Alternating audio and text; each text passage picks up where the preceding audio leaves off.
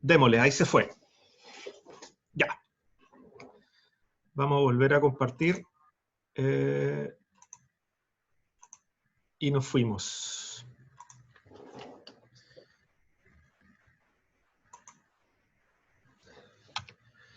Ajá.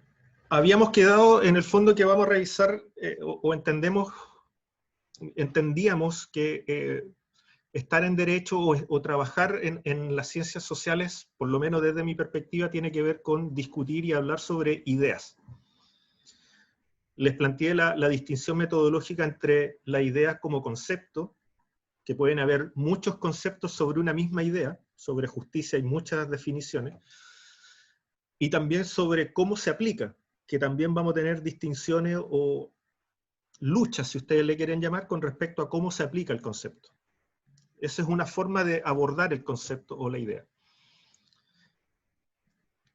Empezamos a trabajar el concepto de historia y es donde nos quedamos.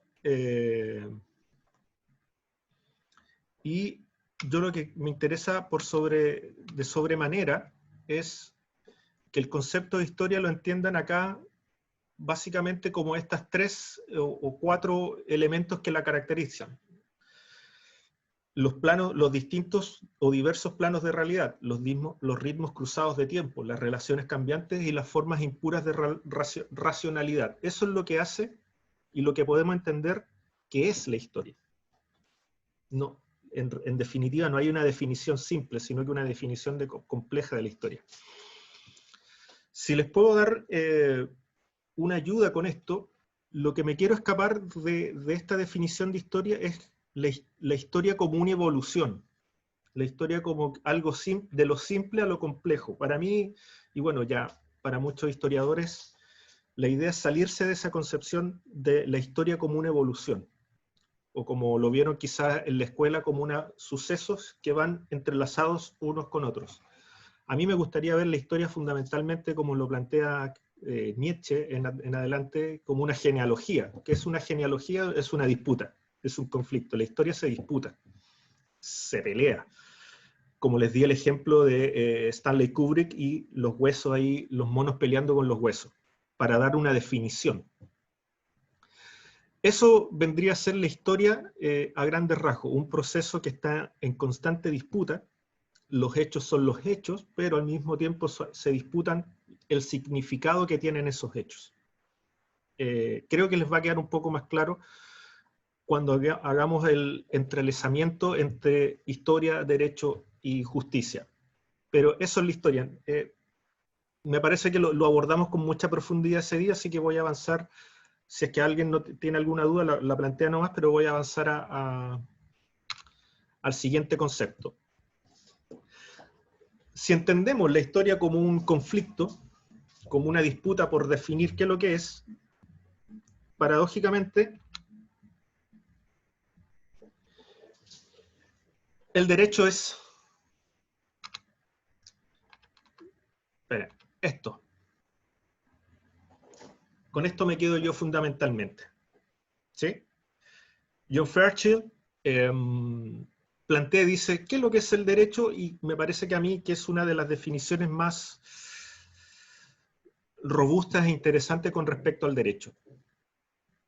Es la configuración de la conducta duradera, compleja de lo que hablamos de historia, integrada, conectada y organizada, mediante la que se ejerce el control social y se satisfacen necesidades fundamentales.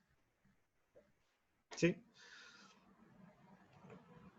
No la noten, está la definición ahí y las van a descargar después desde ese PPT. En el fondo lo que nos está diciendo Fairchild, que el derecho, por así decirlo, en términos bien simples, viene a generarnos certezas. ¿Sí? Para bien o para mal, el derecho viene, o la historia, durante la historia del ser humano, lo que ha buscado el derecho es generar certezas. Una, para generar un orden social. ¿Sí? Y dos, para satisfacer necesidades fundamentales, dependiendo de la época histórica que se viva. ¿Sí? Probablemente una tribu crea derecho, pero la satisfacción de necesidades tiene que ver fundamentalmente con la sobrevivencia, simplemente. ¿No es cierto? Yo creo que con mayor razón ustedes pueden ver esto en lo que está pasando realmente hoy con la discusión constitucional. Estamos en un contexto de discusión constitucional en donde de alguna otra manera nos queremos dar un orden jurídico, entre comillas, nuevo porque hay muchas cosas que se van a mantener, pero que al mismo tiempo esta constitución lo que buscan muchos es tratar de solucionar problemas sociales, ¿sí? Desde poner en una constitución el derecho a la vivienda, que probablemente si estuviéramos en el 1800 o en el 1700 no sería una discusión, ¿sí? Hasta, no sé, algunos que están planteando una constitución que genere justicia, una constitución que genere dignidad, una constitución que genere en todos respeto, etc. Si se dan cuenta, si podemos hacer una separación de ambas, por un lado vamos a generar un orden al cual deberíamos todos respetar. Estas van a ser las leyes y las vamos a seguir. Si hay luz roja hay que respetarla y chao, no se discute. Pero al mismo tiempo lo que busca es establecer, por ejemplo, vuelvo al ejemplo que le estoy dando burdo del semáforo, al mismo tiempo vamos a establecer un semáforo para que ordene y nos organice nuestra forma de relacionarnos en términos viales, y al mismo tiempo satisfacer ciertas necesidades o ciertas necesidades fundamentales, llegar a tiempo al lugar de trabajo, transitar con seguridad sabiendo que todos van a respetar lo mismo y por lo tanto no voy a chocar, ni nadie me va a chocar o va a adelantar o va a pasar en esa esquina, porque todos sabemos que el que tiene luz verde tendrá la preferencia versus yo que tengo luz roja. ¿Se entiende, no? Entonces, Sí, profe. el derecho, con respecto a esta historia caótica y compleja que les empecé a dar, Fairchild nos va a decir, mire, en realidad, y es lo que a mí me parece mucho más interesante, y uno puede rastrear aquello durante todas las épocas históricas que vamos a revisar, ha buscado de alguna otra manera organizar nuestra coexistencia. ¿Sí? Organizar las distintas entidades, los distintos sujetos, las distintas comunidades que convivimos en un espacio, generalmente en un espacio territorial. De alguna otra manera nos vamos a generar normas,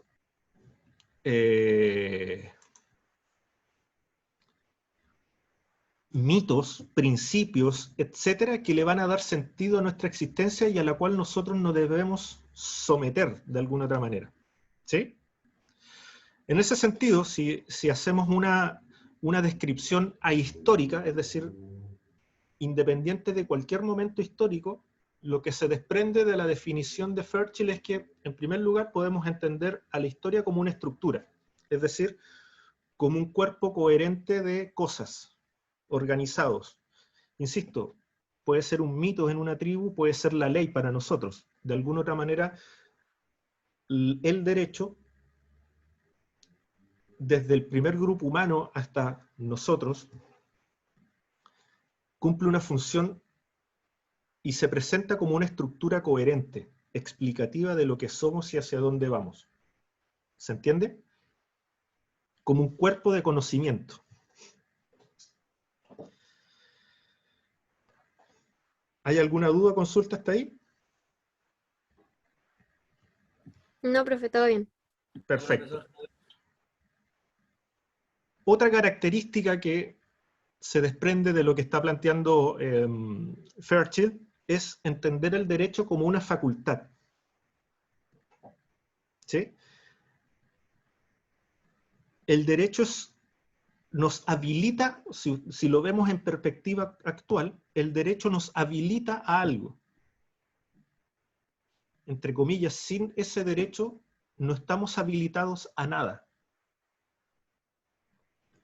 Ustedes lo pueden ver, por ejemplo, cuando se firma un contrato. Cuando se firma un contrato, por ejemplo, se habilita responsabilidades mutuas entre ustedes y yo, por ejemplo. ¿No es cierto? Si no existiese ese contrato, no tenemos ninguna facultad que yo pueda imponer o tratar con ustedes, ni ustedes hacia mí.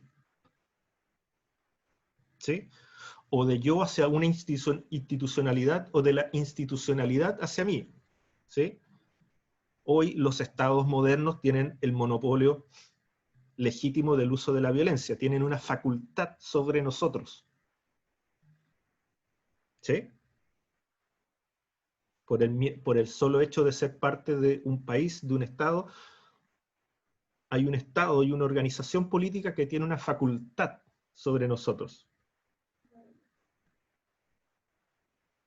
¿Sí? ¿Se entiende la idea de facultad? Es como la idea de habilitar, de permitir, de otorgar, de entregar, para poder yo ejercer. Me parece que esos son los conceptos que debiesen asociar a facultad. Habilitar y ejercer. Sin esta definición, o sin una definición de derecho, sin la consagración de derecho, probablemente no estaríamos hablando, yo no estaría habilitado para nada, ni ejercer nada. ¿Sí? Pero antropológicamente, al fin y al cabo, cuando vivimos en comunidad, generamos condiciones de existencia, generamos ideas que nos van a habilitar, que nos van a dominar. ¿Sí? Esa es la idea de facultad. Con posterioridad, mucho más adelante, desde el 1800 probablemente, pero con mucho más fuerza luego del fin de la Segunda Guerra Mundial, también el derecho va a... Hernán, pregunta.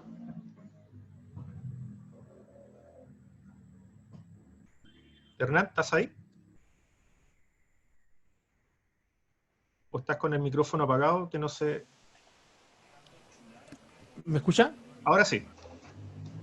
Sí, profesor, usted está hablando de que el derecho faculta. Con referente a eso, tiene que haber, ¿no es cierto?, una autoridad, o mejor dicho, que el derecho sea sustentado por la comunidad, digamos, o sea, que lo haga respetable también. Sin lugar a dudas, sí, sí. Bueno, eso es lo que vamos a ir abordando en la historia, y ustedes podrán ir detectando quiénes son aquellos que, por ejemplo, generan el derecho, aquellos que lo imponen. Lo podemos ver en nuestro modo actual, pero si ustedes quieren ir a las primeras tribus, a los primeros seres humanos, probablemente vamos a encontrar que aquellos que generaban normas son los ancianos, o los grupos, o desde un punto de vista patriarcal también, eran los hombres, los que generaban la idea, generaban la conceptualización y generaban al mismo tiempo entonces cómo se iban a aplicar esas normas. La transmisión de esas ideas de derecho probablemente están dadas en esa época, al no existir escritura, desde el punto de vista de los relatos míticos, de la música, por ejemplo, de la pintura, se van generando relatos, por ejemplo, por dónde caminar, por dónde ir, etc. Evidentemente que no tiene la complejidad o tiene la complejidad de la época, ¿sí? Y por lo tanto ahí para que exista derecho como tal, tú lo dices, Hernán, efectivamente tiene que haber una figura legítima de autoridad. La figura legítima de autoridad hoy es el Estado. Ahora, el tema es que el Estado somos todos, ¿sí? Y por lo tanto, lo que estoy hablando o lo que habla Fairchild fundamentalmente de esta definición es que el derecho se institucionaliza. Se genera un cuerpo que después van a ser instituciones que las van a llevar a cabo. Insisto, en algunas comunidades serán el Consejo de Ancianos, ¿sí? Y en las comunidades como nosotros está repartido eso en distintas instituciones, poder judicial, poder legislativo, poder ejecutivo, etc. ¿Sí? ¿Se entiende? Sí, profe. Perfecto. Sí. Traten de verlo así de manera abstracta, y de alguna otra manera lo van a ir aplicando a los momentos históricos. A lo que me refiero es que probablemente esta definición después les sirva para ir viendo si aplica o no aplica, o cómo aplicaría en distintas épocas históricas. Es como la lo que me gusta de esta definición de Ferchi. Como derecho fundamental, se entiende fundamentalmente que la idea de derecho, esto es un invento sumamente, no es reciente, los derechos fundamentales, si bien ergo derechos humanos se conocen o tienen validez probablemente desde finales de la Segunda Guerra Mundial, lo vamos a ver también cuando ingresemos a la modernidad, e incluso antes de la modernidad, los derechos fundamentales se entienden como derechos anteriores que poseemos como seres humanos solamente por el hecho de ser seres humanos, que vienen de antes, como entregados por la naturaleza. ¿Sí? Que no dependen, como preguntó Hernández recién, que no dependen de ninguna autoridad. Vamos a adentrarnos en ese concepto, pero vamos a trabajar, por ejemplo, el jus naturalismo, que es la idea de un derecho natural, que existiría, así como existen leyes de la naturaleza en términos físicos, gravedad, etcétera, existirían también leyes o derechos que son propios desde una perspectiva antropológica al ser humano. Y eso está en cualquier discusión con respecto a derechos. Si los derechos se crean por el solo acto de convivir e interactuar, o vienen incluso desde antes. ¿Sí? Esa es la idea de derechos fundamentales. Obviamente que, como otra característica, efectivamente el derecho también habla y versa sobre valores y principios, ¿sí? Dignidad, justicia, etcétera, tiene que ver con la idea de que hay, no sé cómo llamarlo bien, pero déjenme darle una vuelta.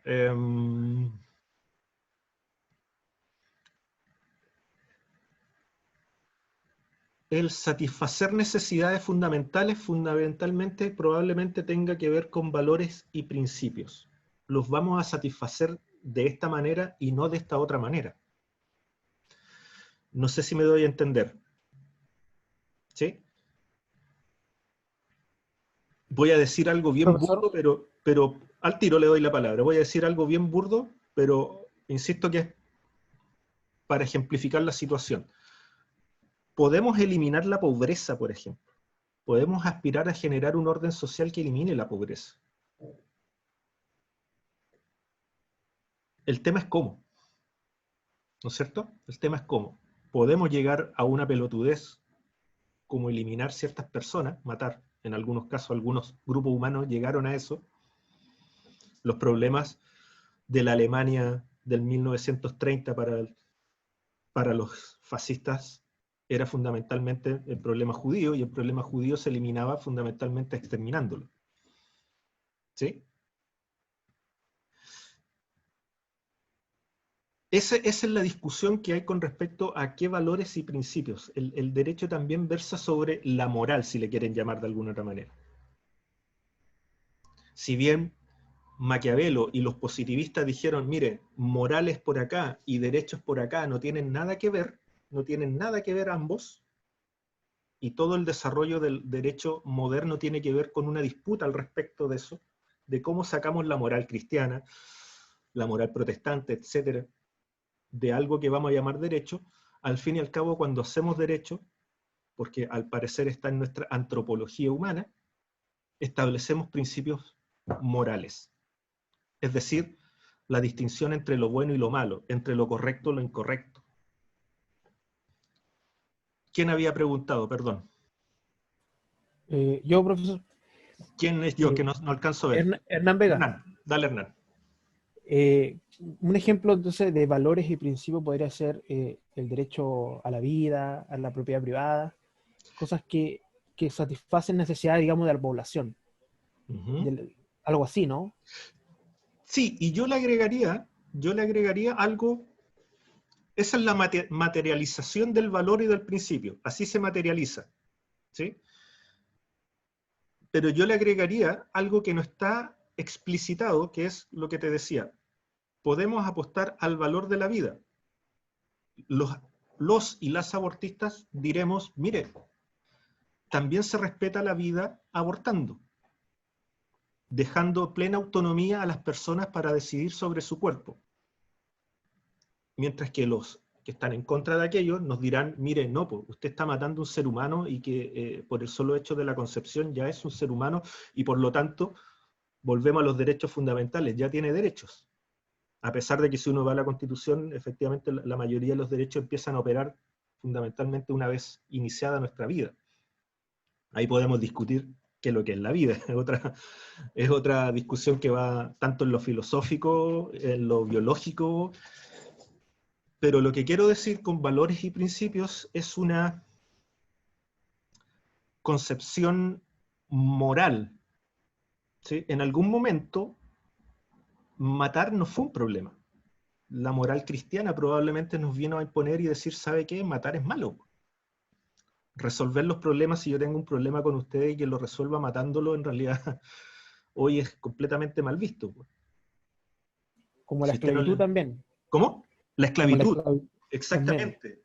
Toda la razón. Toda la razón. Entonces, efectivamente, esos conceptos que tú me hablas son la materialización de un valor o un principio, de una moral de lo que es correcto o incorrecto. Insisto, acá hay una discusión súper interesante, me voy a salir un poquito, con respecto al derecho indiano. El derecho indiano es el derecho que crea la corona española para ser aplicado en los territorios conquistados, ¿no es cierto? Y el derecho indiano, paradójicamente, tiene una disputa entre aquellos que planteaban que efectivamente los indígenas que habitaban estos territorios eran tan hijos de Dios como los españoles. Y por lo tanto había que crear un derecho que los protegiera. Pero al mismo tiempo es un derecho que hace una clasificación y dice, mire, estos son unos sujetos, estos son otro tipo de sujetos. ¿Sí? Españoles, los que paradójicamente estaban fuera de cualquier ordenamiento jurídico y de cualquier, por lo tanto, protección, eran los mestizos. Ahí hay una paradoja que estaban completamente fuera. El derecho indiano versaba básicamente entre la relación entre conquistadores y conquistados. Lo que nació de esa situación quedó, entre comillas, fuera. Evidentemente que tendió a ser visto más desde el punto de vista de la esclavización de estos sujetos, ¿no? Pero, para bien o para mal, acá trato de que no lo vean si es bueno o es malo, paradójicamente, cualquier organización jurídica, estructura, facultad, derecho fundamental, etcétera, implica o conlleva hablar sobre una moralidad en específico, o una moralidad en general, perdón, una moralidad en general, de lo que vamos a entender por correcto o incorrecto, por bueno o malo, en una época determinada. Por eso, ahí podemos volver al concepto de historia con anterioridad. Distintas racionalidades van a dar forma a una forma de entender la racionalidad. Camila. Buenas tardes, profesor. Buenas. Hablando del tema de lo bueno y lo malo, depende de la época y todo el tema, un poquito mencionando el tema del aborto que usted tocó levemente ahí. Hace un tiempo leí un artículo, mire, en cuanto a fecha, no voy a decir fechas porque no me acuerdo, pero, pero resulta que el tema del aborto no era un tema, en realidad, hace muchísimos años. Era algo que no se prohibía porque era como el derecho de cada una de decidir y todo el tema de que uno ya sabe. Pero después de que se empezó a ver mal el tema de la esclavitud y todo el tema, la gente, los que tenían más poder, empezaron a señalar que el aborto era malo para que así la gente más pobre siguiera teniendo más hijos y como la esclavitud estaba mal, al final el tema era que mandaban a los niños muy chicos a trabajar para subsistir. Pero o sea, cómo pasamos de que era algo que no se tenía que tocar porque era súper normal, a ser ahora un tema que incluso hoy en día se está cuestionando en muchos países todavía. Sí, mira Camila, yo voy a hacerles una distinción. Uno a veces desde el punto de vista académico, plantea hipótesis. Hipótesis es un juicio que uno establece y después con las investigaciones tendrá que demostrar si es correcto mi juicio o estoy equivocado. ¿Sí? Entonces, voy a plantearlo como hipótesis sin tener las herramientas para justificar, por así decirlo, si está correcto o incorrecto, o está demostrado o no demostrado, o está validado o no validado mi reflexión. Tiendo a pensar que con respecto al aborto, tal cual lo que tú dices, desde el punto de vista que era una práctica habitual, porque efectivamente era una situación normal desde el punto de vista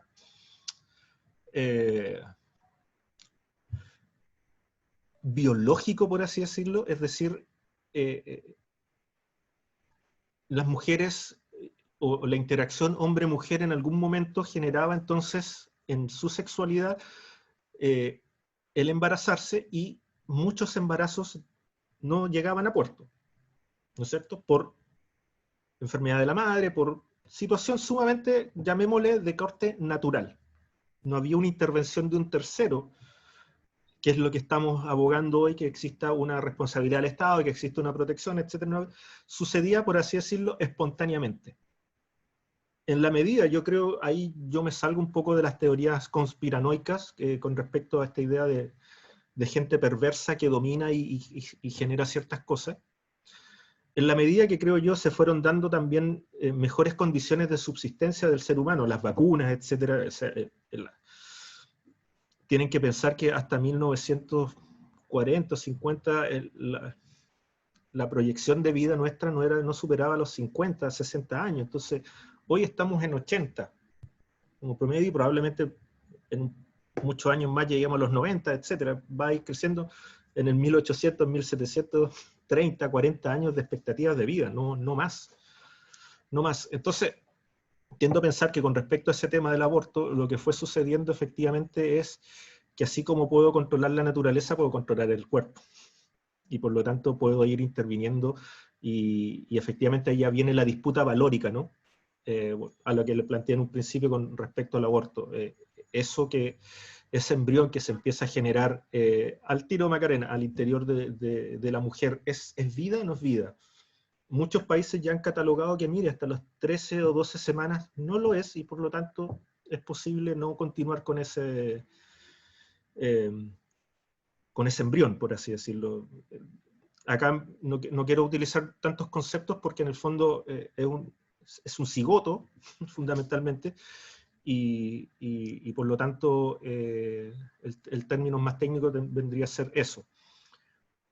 Pero para pasar a Macarena, en el fondo, y para cerrar tu punto, en el fondo, cuando nosotros queremos imponer un orden, es decir, vamos a establecer una norma X de funcionamiento, implícitamente estamos estableciendo qué es lo bueno y lo correcto, o cómo debiese aplicarse, y no aplicarse de otra manera.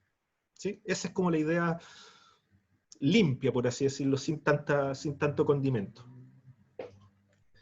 Macarena. No sé quién más levantó la mano porque no me aparece el nombre, pero después que hable Macarena, habla, no hay ningún inconveniente. Hola, profesor, buenas tardes. Yo Buenas quería tardes. volver a retomar el tema de la organización y la estructura del ¿Ya? derecho Sí, pues. en el tema de los valores y principios que en la Constitución actual sale como primer artículo, que toda persona nacida en Chile tiene derecho a la igualdad de dignidad y se me olvidó el otro que salía. Ya, no A la importa. igualdad de dignidad y... No, sí, acá lo tengo. Ah, ya, dele, no. Ah, estoy buscando. Y derechos, a la igualdad de dignidad y derechos. Lo Exacto. que yo quería mencionar era volver a la pregunta que dice quiénes generan el derecho y quizás porque antiguamente no era así. No sé si se entiende. ¿Quiénes generaban el derecho? Bueno, eso lo vamos a ir viendo también durante el transcurso del curso, pero, por ejemplo, hoy, quienes generan derecho, o lo que vamos a entender en la actualidad como derecho, son los cuerpos organizados en un congreso, en donde se van a generar leyes, o la idea, a ver, para que se me entienda bien, en rigor, un congreso elabora leyes, ¿sí? Basados en un ordenamiento general que ya vamos a llamar constitución, que va generalmente a consagrar derechos. En el espíritu teórico, una constitución efectivamente es una estructura organizativa o normativa en el que cada uno de nosotros participó, ¿sí? Evidentemente que eso en términos prácticos no es así. Para darle solución a eso se crean entidades representativas, comisiones, bla, bla, bla, bla, bla, bla, bla, y eso de alguna otra manera lo manejan. Entonces, efectivamente, lo que vamos a ver es cómo el derecho es una práctica de nosotros como seres humanos, que en el 1700 o en el 1500, en el 1400 lo iban creando otras entidades, llámese por ejemplo la Iglesia Católica, en su momento que fue reinante durante 3, 4 siglos, el medioevo fundamentalmente, el Imperio Romano, etcétera. Van a ser entidades que van a generar el derecho o la estructura de valores y principios sobre los cuales nosotros vamos a sustentar. La idea es, como bien planteó Hernán, es que haya legitimidad, es decir, que aquello que emerge y que nos va a dominar, nosotros lo aceptemos como tal. Probablemente eso es lo que está en juego hoy. ¿Sabe qué? Ese orden normativo que existe, que llamamos Constitución de 1980, muchos están diciendo no me representa, no la legitimo, etc. Y ahí tenemos un problema. Porque si no respetamos las reglas del juego que nos hemos dado, estamos en un problema, porque cada uno va a hacer lo que estime pertinente. Y cuando uno hace lo que estime pertinente, entramos en un conflicto mayor. No sé si me di a entender, Macarena. Y de hecho, a eso quería llegar, que antiguamente otras personas creaban las leyes y las personas tenían que acatarlas de igual manera. Claro, o sea, en algún momento fueron los reyes, ¿no? Y tenían la legitimidad de que eran impuestos por Dios, etc. Y los reyes iban creando y generando derechos. Ahora, lo que vamos a ver nosotros, igual es una mirada, cuando entremos al medioevo, una mirada distinta. El derecho parte desde las prácticas interaccionales que tenemos como seres humanos. Y al fin y al cabo, eso después se transforma en una ley o en una norma que va a consagrar esa práctica. ¿Sí? Pero vamos a avanzar hacia allá.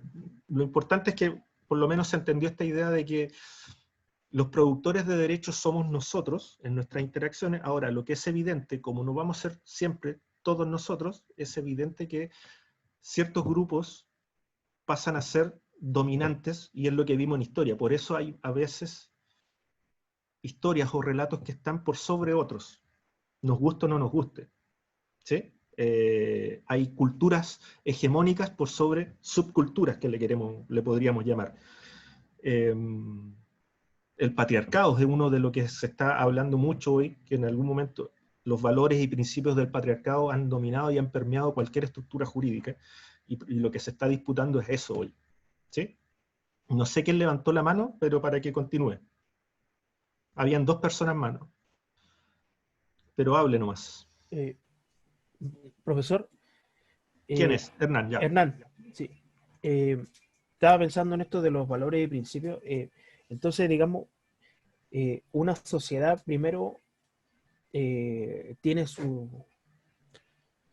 forja primero, digamos, sus primeros valores y principios, y de acuerdo a eso van haciendo un derecho. O sea, como usted dijo, como la materialización. Sí. Los ejemplos que tenemos hoy en día es la materialización, sí, digamos, de tal nuestros cual. valores y principios. Concuerdo contigo. Yo le agregaría o haría una distinción en el sentido de que aún no tenemos, no está claro el origen de nuestros valores o principios. Algunos dicen que vienen en nuestro ADN como seres humanos. Yo me inclino a pensar en esta otra perspectiva, que los valores morales vendrían fundamentalmente en la medida que interactuamos con otros, no desde antes. Pero efectivamente están haciendo, ahí, desde un punto de vista más bioético y antropológico, se han hecho investigaciones y trabajos fundamentalmente con monos para ver conducta y posturas con respecto a situaciones morales, así como qué harían en contextos, insisto, de hacer lo correcto o incorrecto, y bajo qué sustento lo harían. Eso está en una investigación y seguirá probablemente por mucho tiempo. Pero lo que podemos sí decir, Hernán, es que para bien o para mal somos productores de morales. ¿Sí? Generamos moralidad a cada rato y en cada constante. Sobre cualquier situación estamos diciendo bueno o malo, incorrecto o incorrecto, etc. Y para bien o para mal, en cualquier interacción que tengamos y cuando creamos una idea de derecho, implícitamente le estamos llevando esa carga moral. ¿Se entiende? Ahí ya, sí, sí. ¿Alguien más habló? ¿Qué habla ahora nomás? Yo, profe, entonces podríamos Roberto. decir que los valores y principios están ligados con el derecho, porque el derecho, ¿cómo lo puedo explicar? El conocimiento es un producto social, ¿cierto? Entonces, el derecho está ligado con aquel conocimiento, ya que el derecho se va transformando históricamente y de acuerdo a la cultura que nos tocó vivir, ¿cierto? Sí, sí, y se va disputando. Yo creo que hay un concepto que tienen que agregarle siempre a lo que están hablando, es que se disputa. Yo creo que el mejor ejemplo que pueden ver de lo que le estoy diciendo es precisamente todo el movimiento feminista. Ellas están entrando a la arena pública a decirnos, mire, los valores o principios, da lo mismo la legalidad, los valores o principios sobre los cuales se sustentó el orden societal desde el 1600, 1500, desde el 400, desde el 1000, da lo mismo, está basado en lógica patriarcal, está negada lo femenino y por lo tanto hoy venimos a disputar eso. ¿Sí? El cómo está en discusión también, ¿no? ¿Qué significa? Por ejemplo, podrían fácilmente, eso es por ejemplo una carga mía desde el punto de vista del machismo. Yo, como crecí leyendo infinidad de autores, fundamentalmente manejo autores hombres. Y no es que no existan filósofas o femeninas, pero recién me estoy adentrando a ellas porque crecí durante mucho tiempo leyendo eso, ¿no? Cuando nosotros hablamos de Occidente, hablamos de Aristóteles, de Cicerón, de Maquiavelo, de Montesquieu, no hablamos nunca de ninguna mujer. Y como que si las mujeres hubiesen aparecido recién desde 1960 en adelante. Y no es así, no es así. Pero yo le agregaría a ese concepto, Roberto, que esa definición que diste es precisa, correcta, y le agregaría que la historia es esa conflictividad permanente por definir qué es lo correcto, lo incorrecto, qué es lo que conviene, qué es lo que no conviene, qué nos sirve, qué no nos sirve.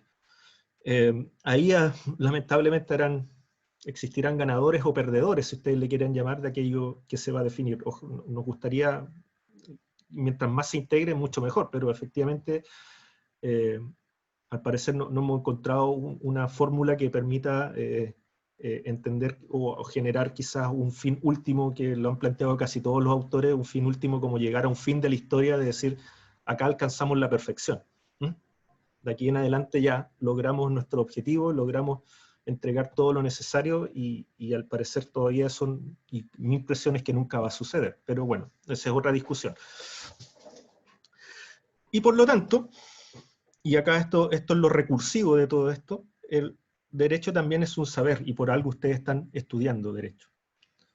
De alguna otra manera, desde el 900 en adelante se crearon las universidades como instrumentos o instituciones que iban a abordar este saber que vamos a llamar derecho y se va a consagrar hoy prácticamente como una carrera profesional a partir del cual ustedes se instruyen, reciben herramientas para después aplicarlas. En términos simples, efectivamente lo que ustedes van a recibir es, lo voy a graficar de manera burda para variar, van a recibir el Código Civil y se lo van a, como el profesor Rosa, ¿no? O Guruguru, se lo van a poner acá y listo, y después van a salir a aplicarlo. ¿Sí? La Constitución, el Código del Trabajo, etc.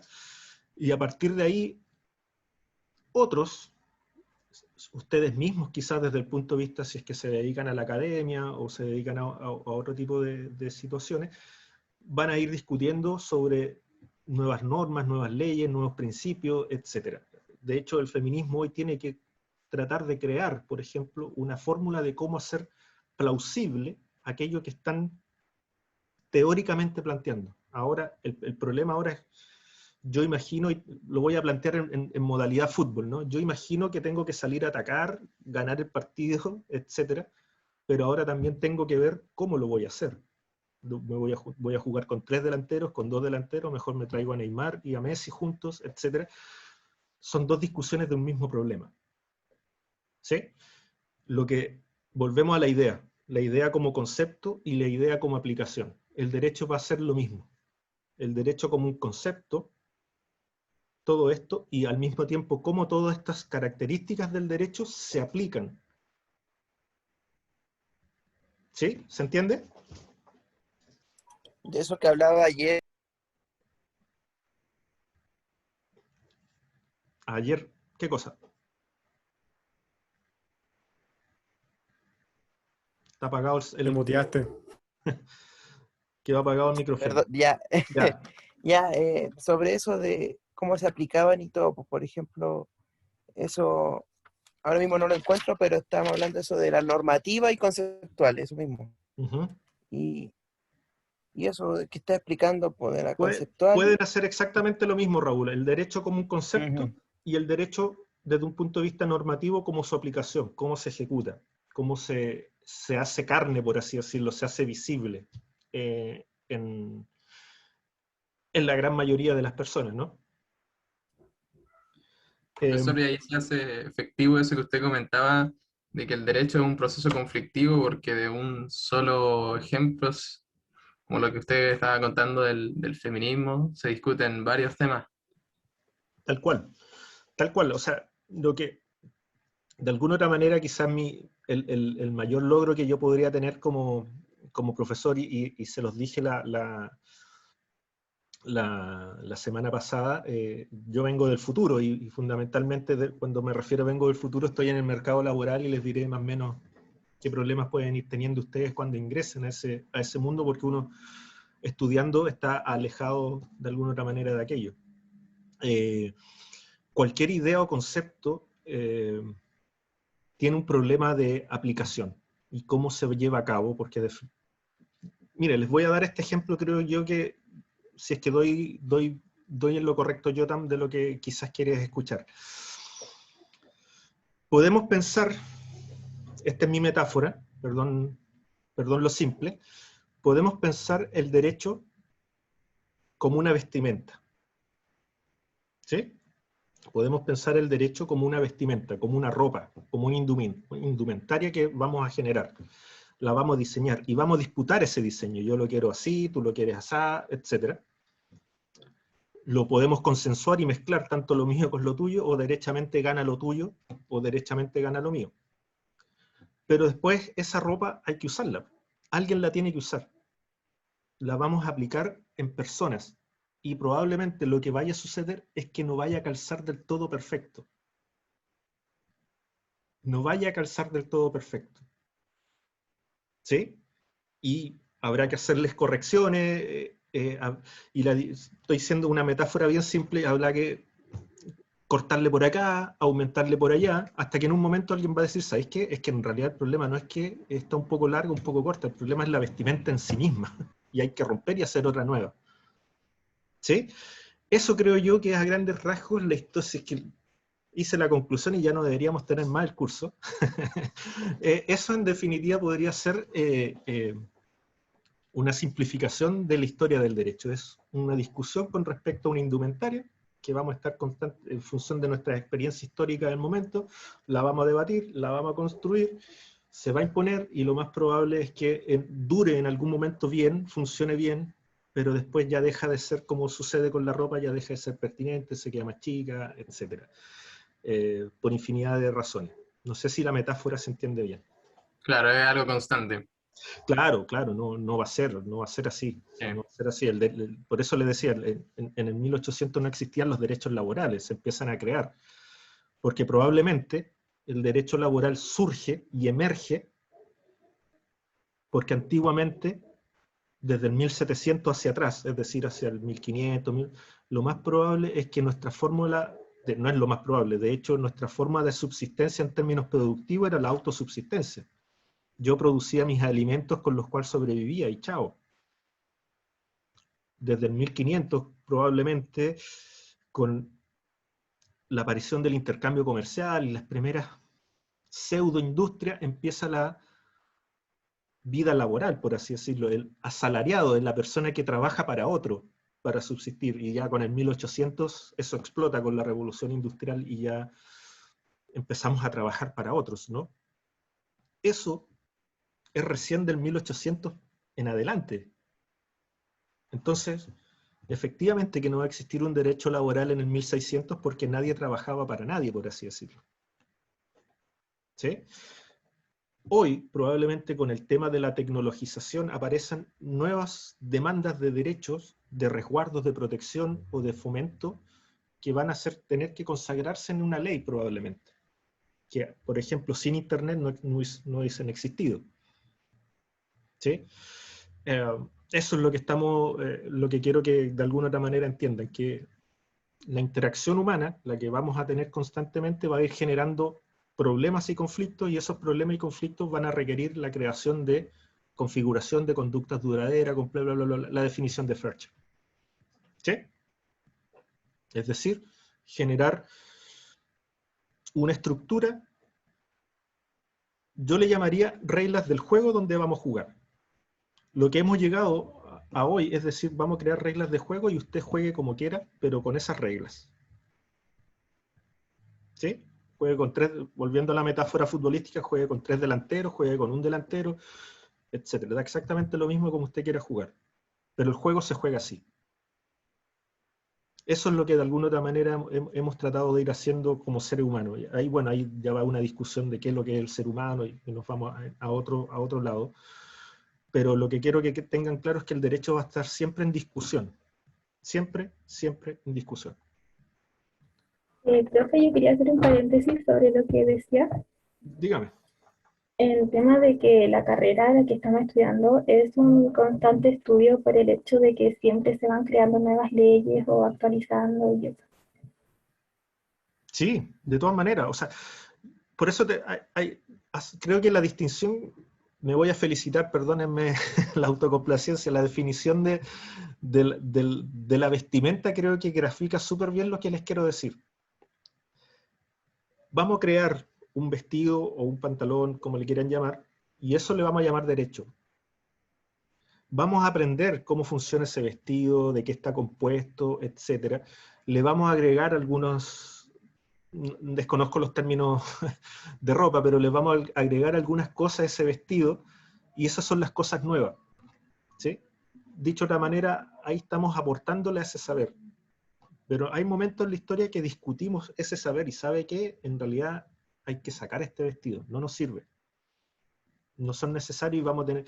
Pero evidentemente que no desaparece del todo, no es una cuestión que se saca así de simple, pero probablemente ahora estemos discutiendo ya no nos sirve el vestido y nos sirve otra cosa. Entonces, efectivamente, como tú dices, Maca, creo, el derecho es un saber constante. Ustedes están ahora y van a estar durante 5 años instruyéndose constantemente de normativas, de leyes, etcétera, y que después van a tener que aplicar.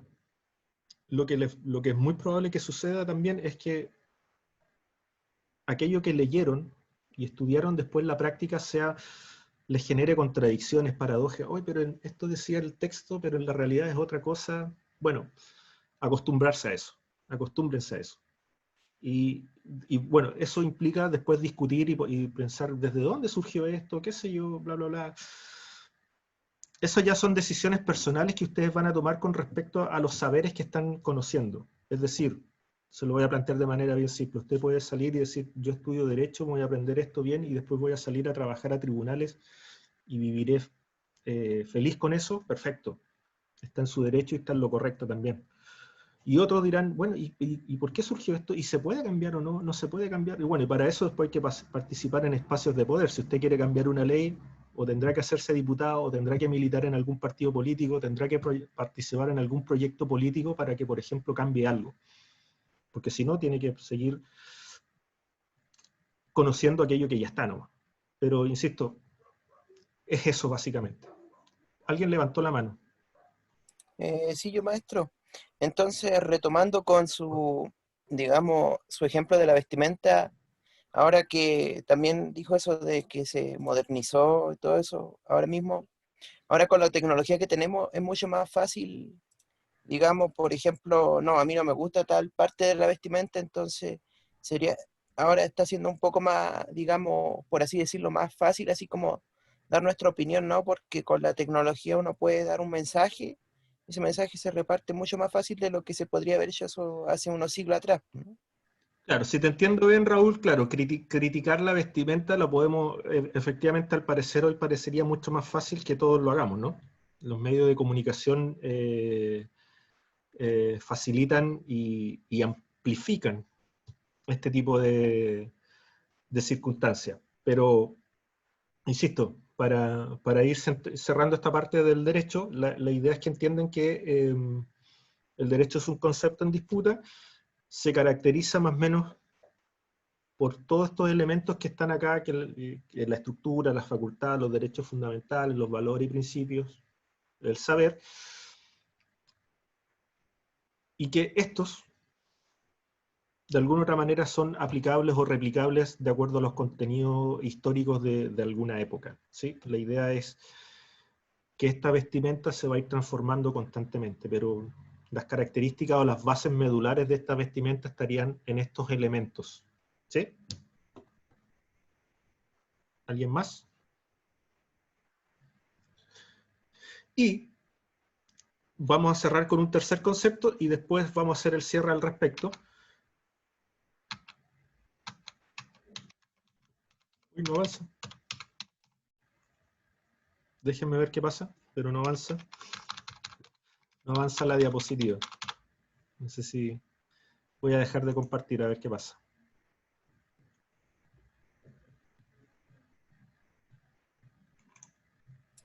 Por así decirlo, evoluciona mediante, o sea, requerimientos, pues, ¿no? Según los requerimientos que vayan surgiendo, Claro. ¿no?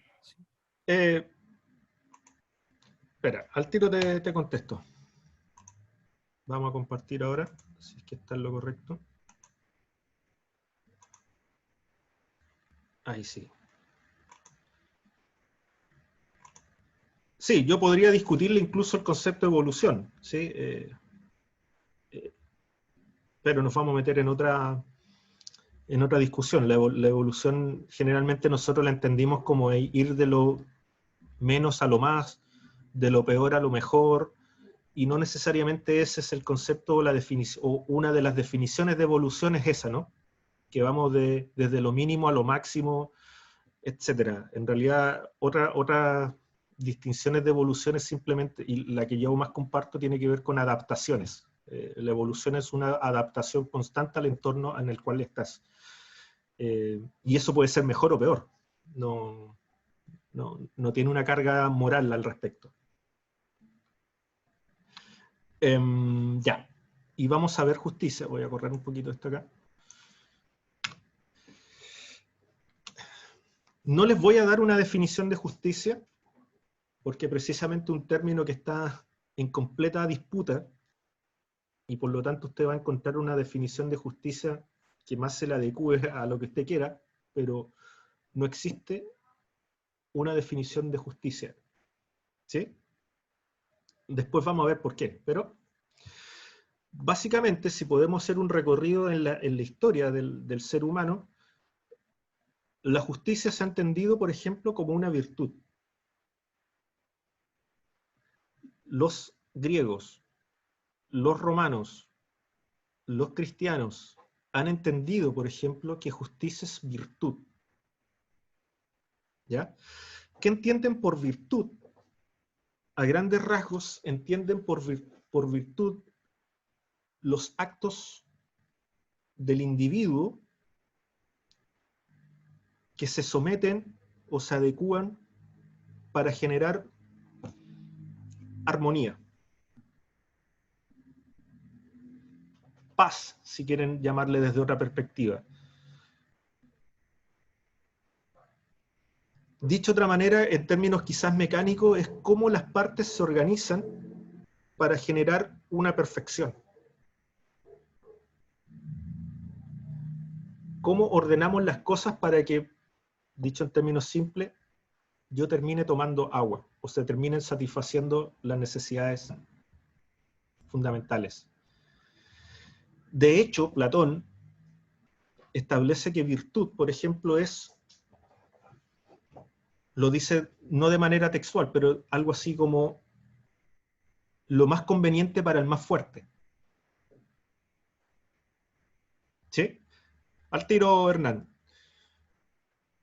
Platón va a establecer, por ejemplo, en un diálogo con Trasímaco, o los diálogos que hacía con respecto a Trasímaco, y va a decir, mire, en realidad, ¿quién mejor que un médico sabe sobre el cuerpo? ¿Quién mejor que un químico? Etcétera. Y por lo tanto, si cada uno hace lo que tiene que hacer, vamos a generar una armonía del orden social. Por lo tanto, justicia es aquel acto a partir del cual todas las partes están coordinadas unas con otras. Hernán.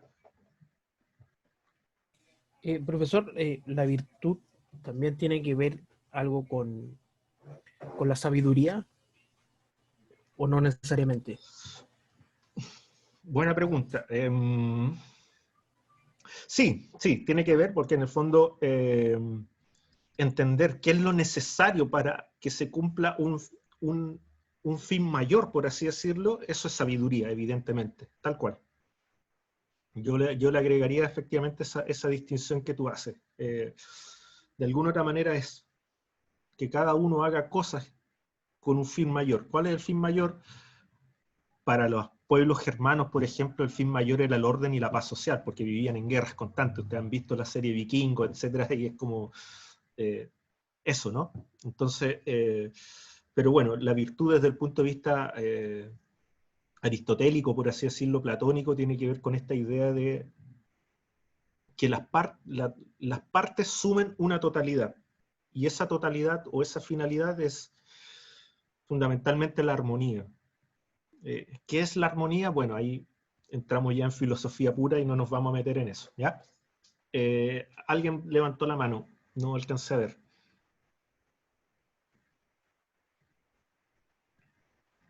Yo, profe, disculpe, ¿qué era Roberto. lo que decía Platón sobre la virtud?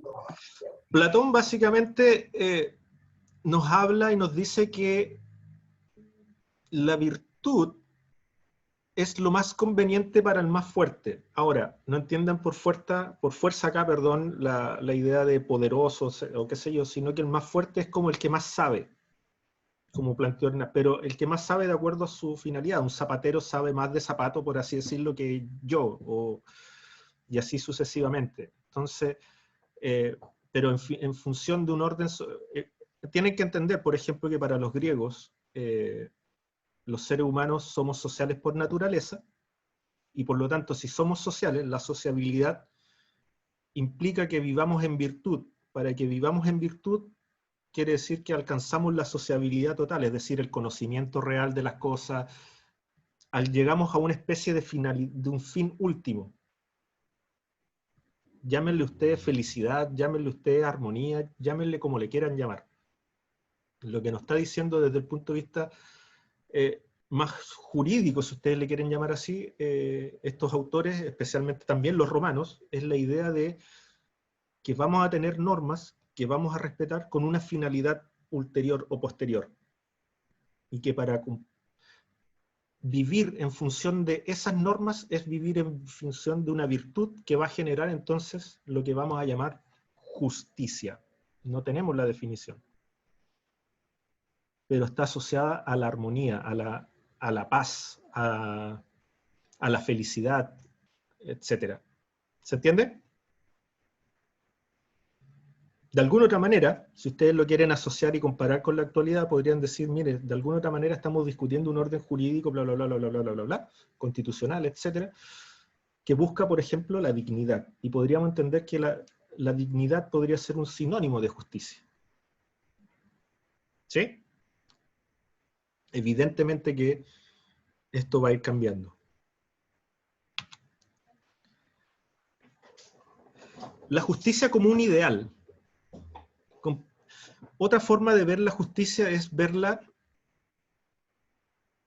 no en función de qué es lo que hace uno, para alcanzar la justicia, sino que qué es lo que vamos a entender como ideal, qué es lo que vamos a entender, y que después cada uno, esto se da fundamentalmente en la modernidad, transitará hacia ese ideal. ¿Sí? Al revés del anterior, en realidad, el ideal de justicia es un, ¿cómo llamarlo? Es una idea, o parecido a la virtud, es una aspiración a la cual queremos llegar. ¿Sí? La distinción que va a aparecer acá es que fundamentalmente ese ideal podemos llegar probablemente por distintos caminos cada uno de nosotros, pero tenemos una idea de lo que será justicia. ¿Qué entienden ustedes por justicia, por ejemplo?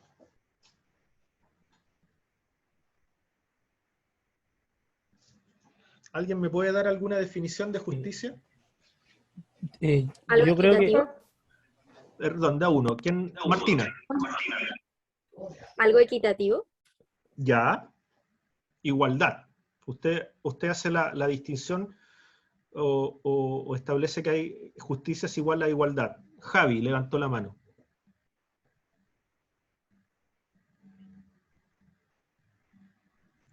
Javi, su micrófono.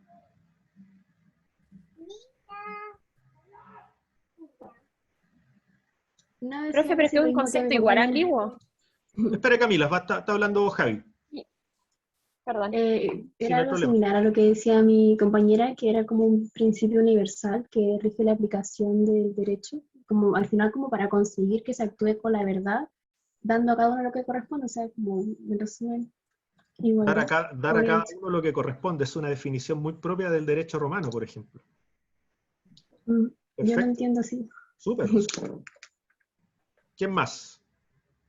Profe, Espere, no sé cómo ver quiénes levantaron la mano, pero a ver si...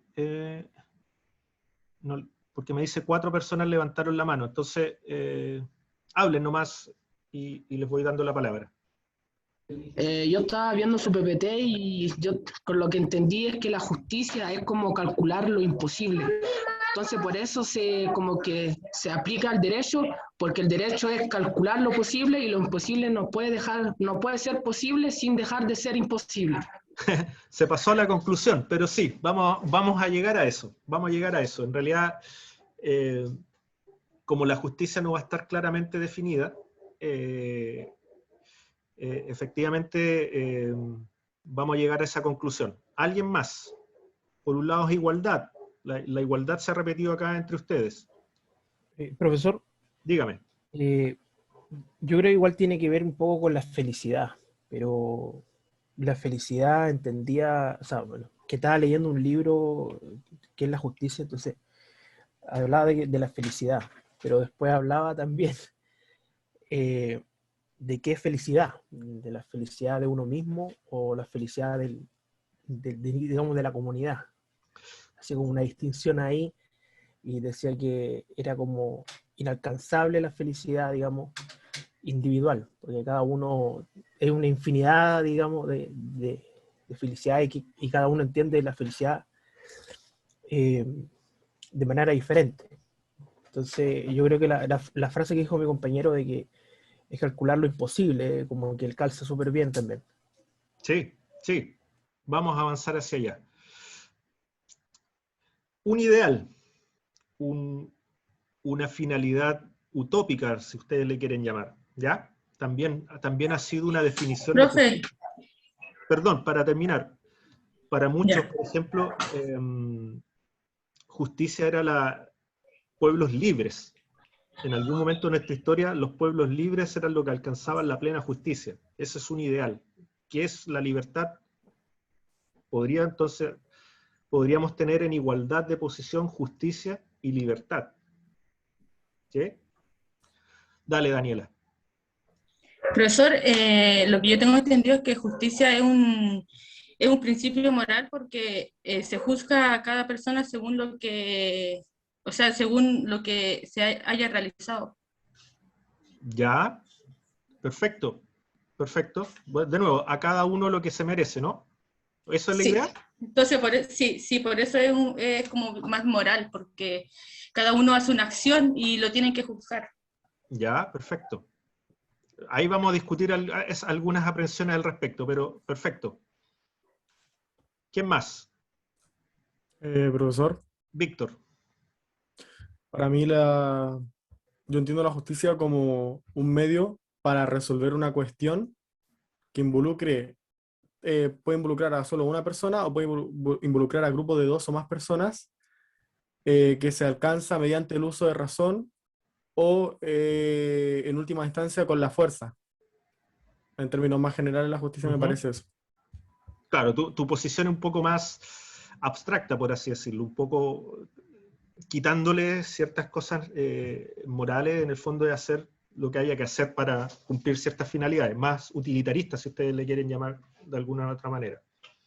Volvemos al ejemplo de la tortura, ¿no? Si logro evitar un atentado terrorista a esta ciudad de Arica, por ejemplo, y di con aquellos que quieren atentarla y los torturo para que me digan quiénes más están involucrados, probablemente usted me dirá que está sucediendo un acto de justicia, ¿no? O estoy aplicando la justicia. También quería añadir que, por ejemplo, en los últimos días salió la noticia que la investigación deparató una banda. Esta banda que estaba realizando delitos, portonazos e incluso una especie como de atentado a un mall en lo que era sector oriente de Santiago, de región metropolitana. Y hace 2 meses se vienen dando estos casos y incluso fueron tan desgraciados, por decirlo así, literalmente para haberle hecho daño a una mujer embarazada. Entonces, a lo que quiero llegar es que moralmente la justicia, lo que les va a caer a estas personas cuando sean atrapados, moralmente va a ser correcto, pero hasta qué punto la justicia puede llegar a indemnizar el perjuicio que se le hace a las personas involucradas o al entorno de estas personas involucradas. Buena pregunta, Víctor. Pues esa es parte de la conclusión a la que vamos a llegar, pero no me voy a adelantar a eso, ¿ya? 5 personas levantaron la mano. Como no puedo ver quiénes son, ahora, acá supe. Alexis, ¿no? Alexis o Alondra.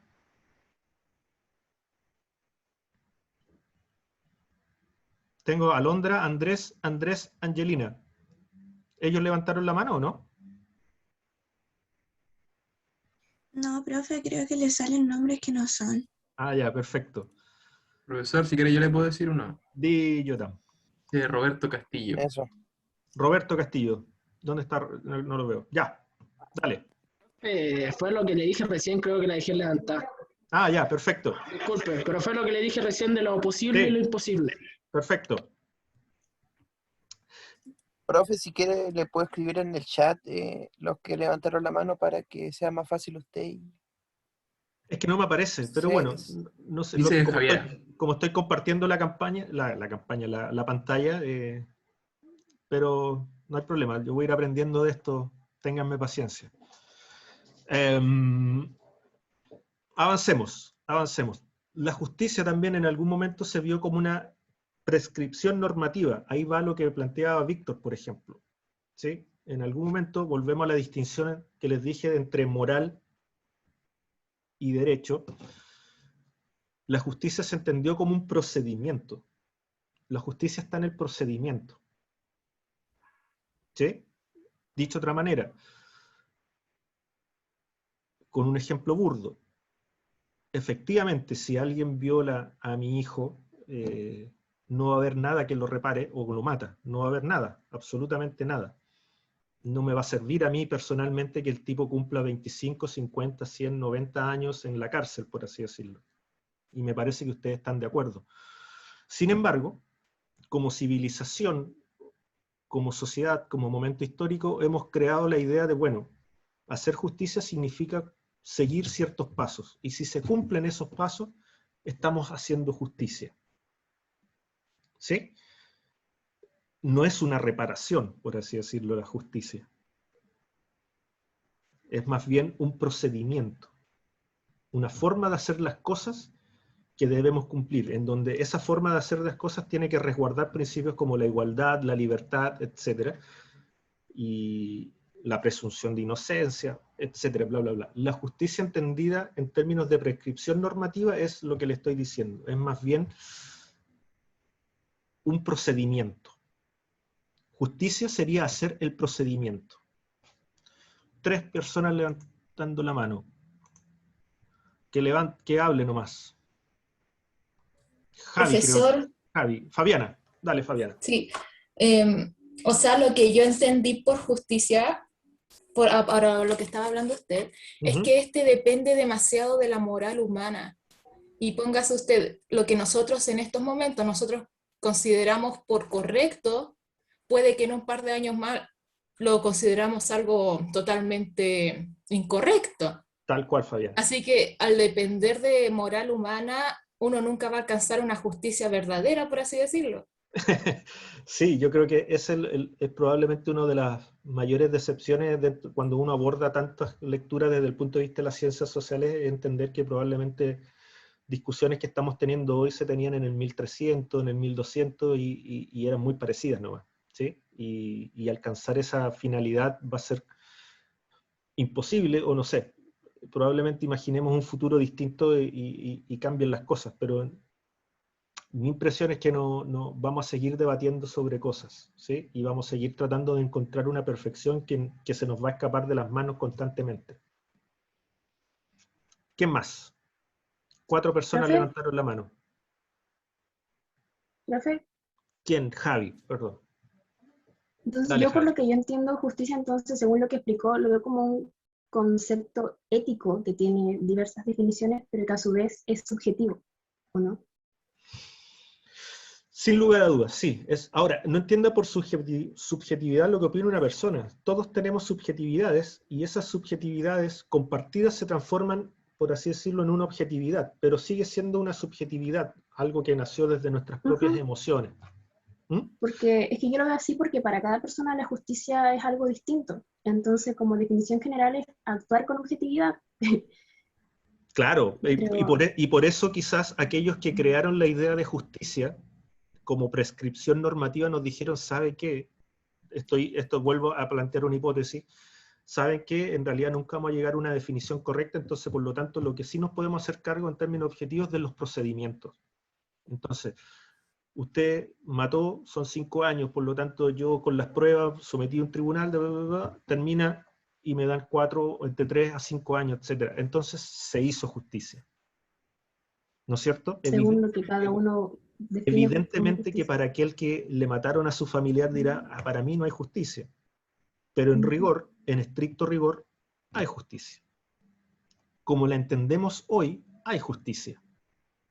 Nos guste o no nos guste, esa es otra distinción. De hecho, la gente... Por eso en realidad siempre va a ser complejo y poco valorado los sistemas de justicia. Si ustedes ven hoy, no tienen súper mal valorados por la población porque siente la gente que no se hace justicia, pero no por razones de que no se aplica la ley, sino que probablemente porque se aplica la ley y la gente lo que está reclamando es que las leyes están mal hechas, ¿sí? No puede ser que un grupo de empresarios se organicen, se coludan y no estén en rigor robando y no reciban cárcel y la persona que sale a robar una gallina termina preso y encerrado. Y eso la gente ve como injusticia. Pero en rigor, nuestro ordenamiento jurídico, nuestra estructura va estableciendo eso y por lo tanto se aplicó justicia, tanto a los empresarios que se coludieron como a la persona que robó la gallina. Lo estoy poniendo en términos bien absurdos, pero para que se entienda, desde el punto de vista de aquellos que defienden la justicia como prescripción normativa, se entiende entonces que eso es la justicia, el procedimiento. ¿Sí? Nos gusta o no nos guste, ¿Profe? yo no me quiero meter acá si les gusta o no la definición, que para algunos justicia entonces es la forma, el procedimiento. ¿Quién habló? Yo, Camila. Camila. Ya que usted, bueno, como le mencioné delante, para mí la justicia es algo ambiguo y depende del punto de vista, pero siento que hoy en día, tocando un poquito el tema de lo que acaba de decir usted, la justicia la gente lo ve como algo, como un castigo, siento yo, como el ejemplo que acaba de dar, o sea, quizá a los ladrones de cuello y corbata, que le llaman, esperan que les den una mayor sanción o una igual a quien se robó una gallina. Entonces siento que eso ya como que no es, a ver, ¿cómo decirle? No es como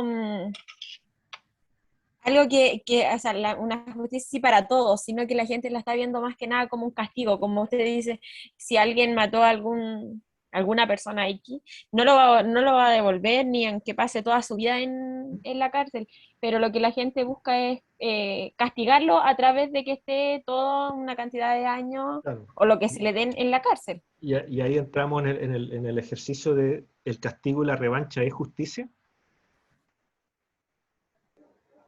En términos modernos, no lo es. El que usted salga y al tipo que le hizo el portonazo lo pille y lo agarra a combo y le pegue y todo, en el fondo no es justicia. En mirada actual, no es justicia. ¿Sí? Cuando hablo de prescripción normativa, hablo de eso, que de hecho, incluso hoy la justicia está alojada en una institución que llamamos Poder Judicial, y ellos son los encargados de aplicar e impartir justicia. Eso es lo complejo de esto. Me parece que es para que entiendan que existe esta forma de ver la justicia. Alguien levantó la mano.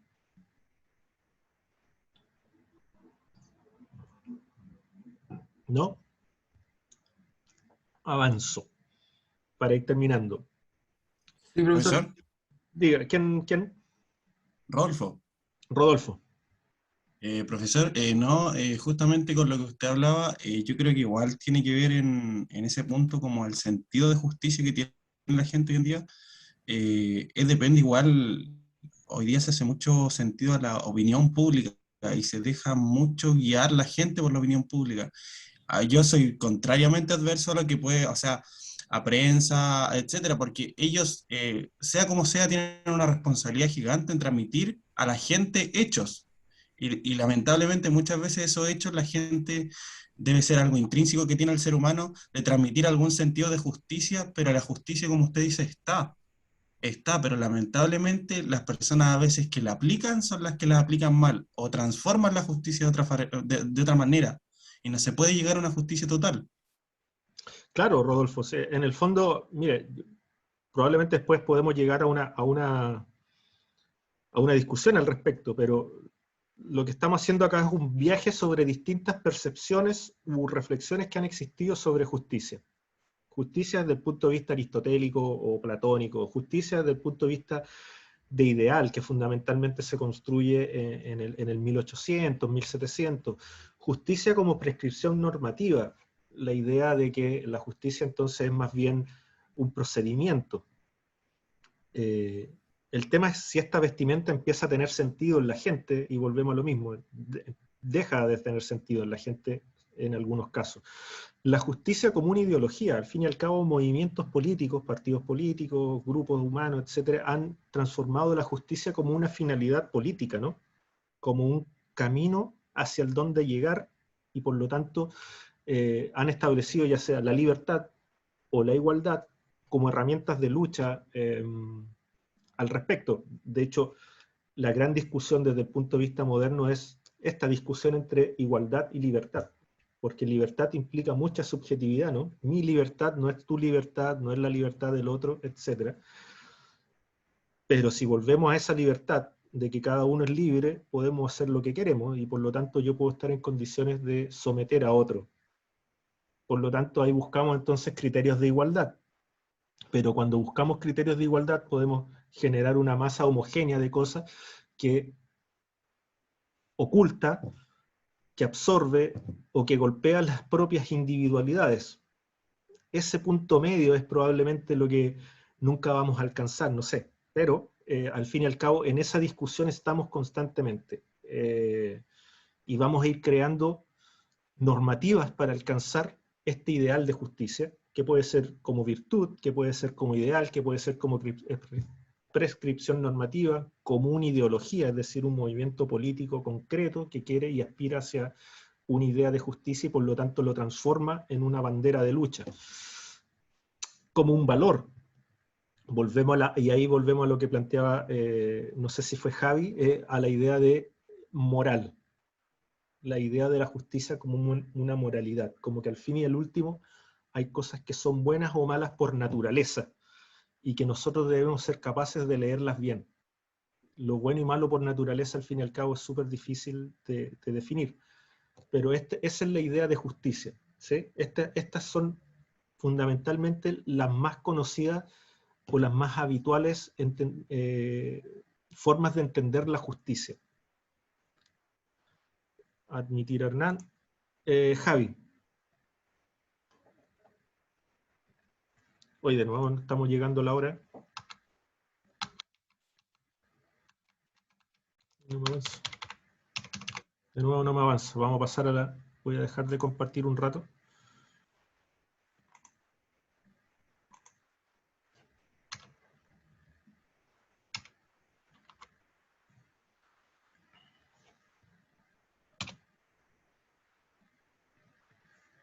Ahí sí. Y vamos a compartir por último la conclusión de esto. Roger Waltz, al fin y al cabo, sin tener en claro la definición que hemos, o no, las distintas visiones que hay sobre justicia, nos va a decir, mire, la justicia corresponde al plano de lo incalculable, es decir, al plano de lo conceptual, de lo ideas, conceptos. ¿Qué sería la igualdad? ¿Qué sería la libertad? Bla, bla, bla. Y como eso es irreductible, porque nuestra imaginación es infinita, es completamente infinita, es irreductible al derecho. El derecho nunca va a entregar o nunca va a alcanzar la plenitud de justicia pura. El derecho es el ámbito de un ordenamiento racional, es decir, del cálculo de lo posible. ¿Qué es lo que se puede hacer y qué es lo que no se puede hacer? Lo imposible no puede volverse posible sin dejar de ser imposible, ¿sí? Sé que es rebuscada la definición de Roger, pero si se las puedo simplificar, es fundamentalmente que vamos a seguir peleando y disputando ideas de justicia, y que para llegar a esa justicia, en el caso plenamente jurídico, porque la justicia se puede alcanzar no solamente desde el derecho, sino que desde otros ámbitos, es que vamos a crear ordenamientos jurídicos, vamos a crear derechos para alcanzar aquello sobre lo cual estamos debatiendo. ¿Sí? Vuelvo al ejemplo de la vestimenta, vamos a discutir sobre la vestimenta, y al fin y al cabo es muy probable que construyamos la vestimenta pasaría a ser el derecho, ¿sí? Y aquella vestimenta, cuando la apliquemos entre cada uno de nosotros, lo más probable es que no termine de cuajar en todos. No termine de ser la vestimenta ideal para cada uno de nosotros. Vamos a hacer lo imposible por llegar a ser aquello, pero no lo vamos a lograr. No quiero ser pesimista con esto, chiquillos, sí. Es lo entretenido de la vida, de seguir dándole vuelta a las cosas y alcanzar ciertas cosas, y también entender que al mismo tiempo esas cosas cambian. Pero como para ir cerrando esta primera sesión del derecho, lo que quiero que entiendan es entonces esta tríada entre justicia, historia y derecho. De alguna otra manera, somos sujetos históricos que vivimos en conflictos y en tensiones permanentes, porque vemos el mundo de manera distinta, porque tenemos distintas edades, porque tenemos distintas racionalidades, etc. Pero que de alguna otra manera queremos imponer una forma de entender el mundo. Y desde el punto de vista jurídico, esa forma de entender el mundo le vamos a llamar justicia. ¿Sí? Y para llegar a y para cumplir con esa forma de entender el mundo, vamos a crear cuerpos normativos, derechos.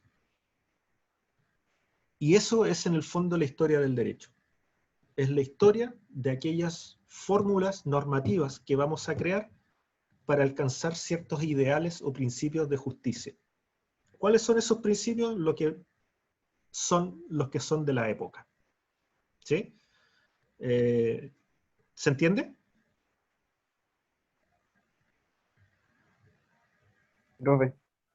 ¿Sí? Sí, profesor. Perfecto. Eso, en el fondo, discúlpenme que me pase un poco, háganme el corte, no hay ningún problema, no veo la hora acá, entonces hagan el corte, hagan así, nomás, corte, está aburriendo, no sé, digan algo. Pero reitero esta idea, yo creo que tratando de entender bien estas dos sesiones, son por así decirlo, son los lentes que le estoy entregando para cómo vamos a ir abordando los hechos históricos que vamos a tratar de ir observando de ahora en más, ¿sí? El día viernes vamos a abordar un poco el derecho romano de manera bien general, porque ustedes tienen, creo que ya no se llama derecho romano, pero tienen aquello, y por lo tanto ahí van a profundizar mucho más en eso, pero sí vamos a tratar de entender la época en términos históricos. Y, insisto, somos sujetos históricos que hacemos derecho para alcanzar ciertos ideales de justicia. Si lo quiero simplificar en términos, valga la redundancia simple, es eso. Somos sujetos históricos que en esa disputa por definir qué es la realidad, hacemos derecho para ordenarnos entre nosotros con una finalidad posterior o superior, mejor dicho, que vamos a llamar justicia. ¿Qué es eso que llamamos justicia? Es lo incalculable, es lo imposible. Es algo que, como bien dijo Rodolfo, creo quizás no alcancemos nunca, ¿sí? Pero al fin y al cabo las ideas son las que nos mueven. Las ideas son las que nos mueven. Llámenle a la idea que quieran. Progreso, desarrollo, meritocracia, felicidad, amor, etcétera. Nos mueven, nos mueven.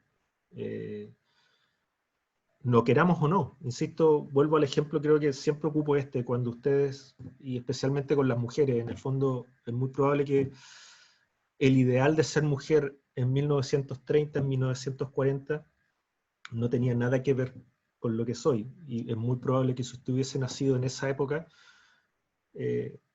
no hubiese tenido la más mínima intención de estudiar. ¿Sí? Entonces las ideas nos mueven, pero al mismo tiempo que nos mueven, las discutimos y las tensionamos y las tratamos de transformar, y eso es nuestra historia constante. ¿Sí? No. Llegamos hasta acá, vamos a dejar de compartir. Los dejo, que les vaya bien. Cuídense. Chao, profesor, cuídense. Muchas gracias, Profe. profe. Gracias. Hasta luego, profe. Muchas gracias. Nos vemos el viernes. Vamos a detener.